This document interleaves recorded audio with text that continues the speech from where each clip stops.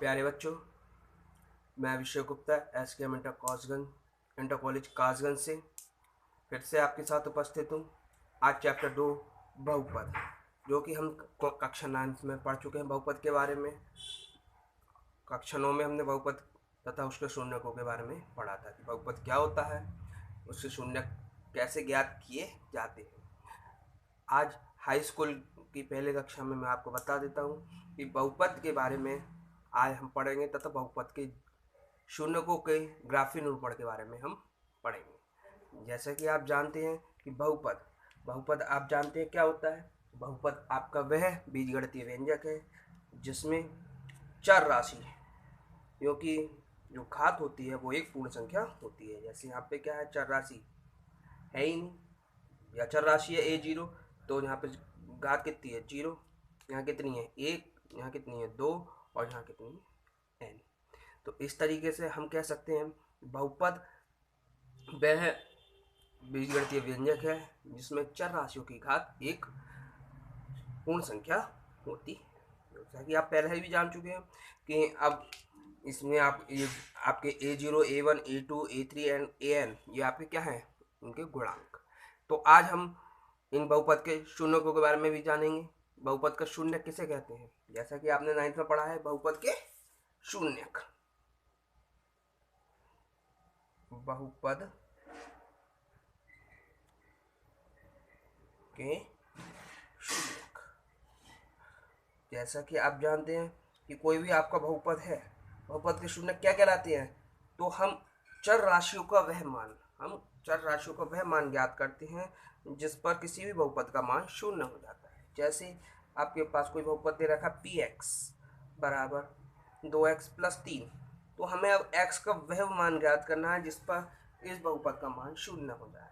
मान तो हमने क्या करा, इसको शून्य के बराबर कर लिया और इसको हल किया तो हो गया आपका 2x बराबर -3 और x बराबर -3/2। अर्थात x की जो वैल्यू आई -3/2, यानी अगर मैं इस बहुपद में x का मान -3/2 रख दूंगा तो इस बहुपद का मान शून्य हो जाएगा। अर्थात x बराबर -3/2 इस बहुपद का शून्य है, क्योंकि हमने 9th क्लास में काफ़ी किए थे और निकाले भी थे गुणनखंड विधि से। काफ़ी बहुपद हमें दिए गए थे तो उनका हमने गुणनखंड किए थे और शेषफल परिमेय से भी गुणनखंड किए थे। ठीक है, तो उसी तरीके से हमने शून्य। अब ये आपने शून्य तो जानते हैं कि शून्य क्या होता है, लेकिन इन शून्यकों को का औचित्य क्या है कैसे, तो इसके लिए हमें सबसे पहले जानना होगा बहुपद का ग्राफीय निरूपण।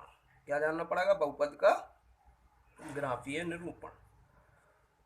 बहुपद का ग्राफीय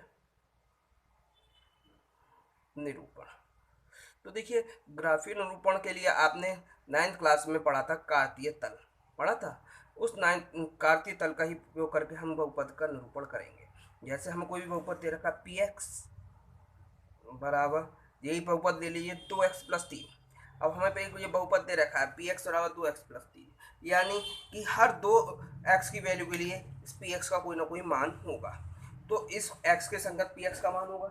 जैसे कि आप कार्तीय तल में जानते थे क्या होता था, y बराबर 2x + 3, तो उस y की जगह क्या है px। तो इसी तरीके से अगर हम इसको कार्तीय तल पर y अक्ष पे px ले लें तो इसके इस 2x वाला px बराबर 2x + 3 के संगत हम एक ग्राफ निरूपित कर सकते हैं। जैसे हमने 2 एक्सिस ले ली, y एक्सिस और x एक्सिस, तो ये x एक्सिस है उस, और इस y एक्सिस पर हमने ले लिया px। तो इसके संगत x के संगत हम वैल्यू लगाते जाएं, उसका ग्राफ हम देखते जाएं। जैसे x बराबर 1 रखने पर क्या आएगा, px का मान 5 आएगा, तो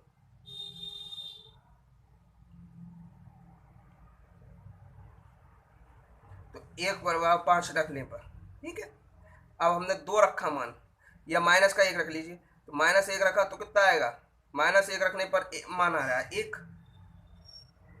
तो इस तरीके से हम इस का ग्राफी निरूपण कर सकते हैं। तो ये आपकी क्या हुआ, ये आपका जैसा आप जानते हैं कि ये आपका एक रैखिक बहुपद है तो इसका ग्राफ कैसा आएगा, एक रैखिक समीकरण आएगा।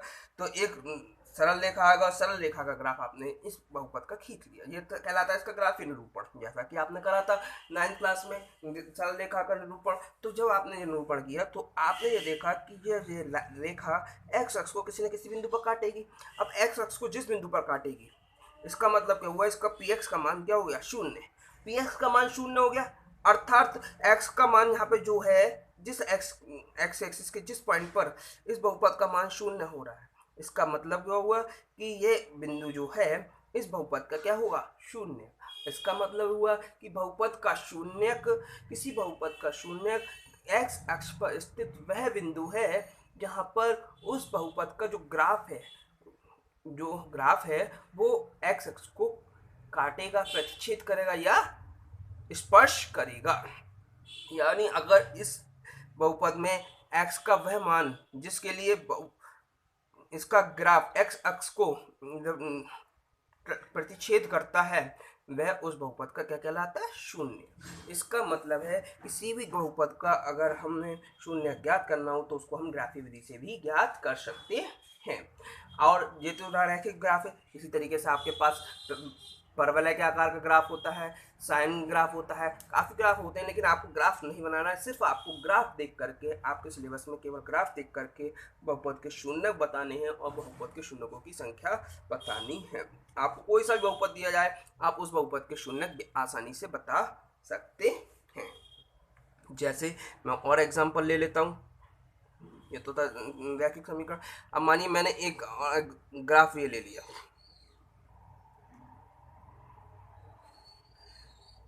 इस तरीके से कोई भी हमारे पास ग्राफ है, ये एक्स एक्सिस है और ये वाई एक्सिस है। तो वाई एक्सिस पे हम क्या है, पी एक्स लेंगे वाई ना। तो इस तरीके से आपको कोई ग्राफ दे रखा है, तो अब हमसे पूछा इस बहुपद के शून्यकों की संख्या बताइए। तो मैंने क्या बताया कि किसी बहुपद का शून्यक वह बिंदु है, किसी बहुपद का शून्यक एक्स अक्ष पर स्थित वह बिंदु है जहां पर ग्राफ एक्स अक्ष को प्रतिच्छेद करता है। तो ये देखिए, ये ग्राफ जो है आपका एक्स अक्ष को दो बिंदुओं पर प्रतिच्छेद करता है, एक ये और एक ये। तो इसका मतलब इस बहुपद के दो शून्यक हैं और जिस बिंदु पर ये काट रहा है वही x बराबर वही आपका हो जाएगा। मानिए x बराबर 2 पे काट रहा है और ये -2 पे, तो इस बहुपद के दो शून्य कौन से हो गए, x बराबर 2 और x बराबर -2। इस बहुपद के दो शून्य हो गए। इसी तरीके से मेरे पास और भी हो सकते हैं, क्योंकि आपकी एक्सरसाइज में पहली में दे रखे हैं। इस तरीके से मानो कोई ग्राफ दे दिया, अब आपसे पूछा इसके शून्यक बताइए, तो कितने शून्यक हुए, 1 2 3 4 5। तो ये 5 बिंदुओं पर हम प्रतिच्छेद कर रहा है ग्राफ, तो इसलिए इस बहुपद के कितने शून्यक हुए, 5 शून्यक हो गए। अब इसी तरीके से मानो कोई एक ग्राफ मैंने ये दे दिया, तो ये ग्राफ आपको दे रखा है, ये एक्स एक्सिस और ये वाई एक्सिस है, और आपको ये दे रखा है ग्राफ। तो अब आपसे पूछा है बताइए इसके शून्यक कितने हैं। तो देखिए हमने क्या बोला कि कोई भी ग्राफ किसी भी एक्स एक्स को जितने बिंदुओं पर प्रतिच्छेद करेगा। अब देखिए एक्स एक्स पर तो प्रतिच्छेद ही नहीं कर रहा है, एक्स एक्स के समांतर है, इसका मतलब ये कभी एक्स एक्स को मिलेगा ही नहीं, और जब एक्स एक्स को मिलेगा नहीं तो इसका कोई भी शून्यक नहीं होगा। इसका अर्थात इस बहुपद पर कोई भी बिंदु x की कोई भी वैल्यू ऐसी नहीं होगी इसके लिए इस बहुपद का मान शून्य होगा। सर ऐसे कैसे हो सकता है, कोई ऐसा बहुपद हो सकता है, हाँ हो सकता है। जैसे मैंने आपको बहुपद ले लिया x बराबर 2, अचर बहुपद ले लिया मैंने, यानी px बराबर 2 मैंने ले लिया, एक अचर बहुपद ले लिया। px बराबर 2 अचर बहुपद है, यानी यहाँ इस बहुपद में x का मान कुछ भी रखो, इस बहुपद का मान हमेशा 2 आएगा। इस अगर मानो ये y बराबर 2 पर काटता है तो इस बहुपद का इसका बहुपद क्या होगा, px बराबर 2, जो कि अचर बहुपद है ना। तो इसका x के किसी भी मान के लिए इसका मान कभी शून्य होगा ही नहीं। जब कभी शून्य होगा नहीं, इसका मतलब है कि ये बहुपद हमारा, इस बहुपद का कोई भी शून्यक नहीं होगा। इसी तरीके से एक बहुत ही अच्छा है इसके सर के इस तरीके से, तो कोई बहुपद उसके दो ही शून्यक होंगे, जरूरी नहीं है दो ही शून्यक हो। जैसे मैंने कोई बहुपद ले लिया इस तरीके से, ये इस तरीके से इसको टच करके चला गया, सर टच करके जाएगा तो भी क्या इसका शून्यक होंगे, जी हाँ। देखिए केवल एक जगह टच करके गया है ना, प्रतिच्छेद नहीं कर रहा, इसका मतलब ये एक्स अक्ष को टच तो कर गया ना। मैंने क्या बताया कि एक्स अक्ष को स्पर्श करे या प्रतिच्छेद करे। तो देखिए एक बिंदु पर स्पर्श कर रहा है, इसका मतलब इसका कितने शून्यक होंगे, इसके शून्यक होंगे 1। एक्स बराबर कुछ भी हो सकता है, लेकिन शून्य कितने होंगे इसके, 1। एक शून्य के x के किसी मान जिस मान के लिए कोई भी ग्राफ यदि किसी बिंदु पर प्रतिच्छेद या स्पर्श करता है तो वह उसके शून्य कहलाते हैं। तो इस तरीके से हम किसी भी बिंदु के किसी भी सरल रेखा के किसी भी बहुपद के शून्य ग्राफी विधि से ज्ञात कर सकते हैं। यदि अगर हम किसी भी बहुपद का ग्राफ दे रखा है और हमसे बहुपद नहीं दे रखा, हमसे पूछा जाता है कि इस बहुपद के शून्यों की संख्या बताइए या इस बहुपद का शून्य बताइए, तो सीधे सीधे आप देख लीजिए कि आपका जो ग्राफ है एक्स अक्ष को किस बिंदु पर प्रतिच्छेद कर रहा है, आप आसानी से बता सकते हैं कि बहुपद के शून्य क्या होंगे। तो देखिए, आपने 9th क्लास में बहुपद के शून्य गुणनखंड विधि से पढ़े थे, शेषफल विधि से, और है ना शेषफल पर मैं भी पढ़ी थी, वही आपके फिर से आएंगे। आपको उन्हीं को रिवीजन करना है जो 9th क्लास में मैंने आपको पढ़ाए थे। और ये इसके बाद आपके इस चैप्टर में आपको एक और इम्पोर्टेंट चीज़ है कि बहुपद के शून्यक तथा गुणांकों में संबंध, जो कि मैं आपको अगले वीडियो में बताऊंगा। उसके लिए आप तैयार रहिए और इसका अच्छे से रिवीजन कीजिए, और 9th क्लास में जो मैंने बहुपद पढ़ाया था उसका रिवीजन कीजिए। उसमें जो भी प्रॉब्लम हो आप फिर से मुझसे पूछ सकते हैं। इसी के साथ मैं आपको घर पर रहने की सलाह देता हूं, और ज़्यादा से ज़्यादा इस वीडियो को अपने साथियों के साथ शेयर कीजिए, जिससे वह भी इसका लाभ उठा सकें। और घर पर रहें, स्वस्थ रहें, लॉकडाउन का नियमों का पालन करें। इसी के साथ धन्यवाद।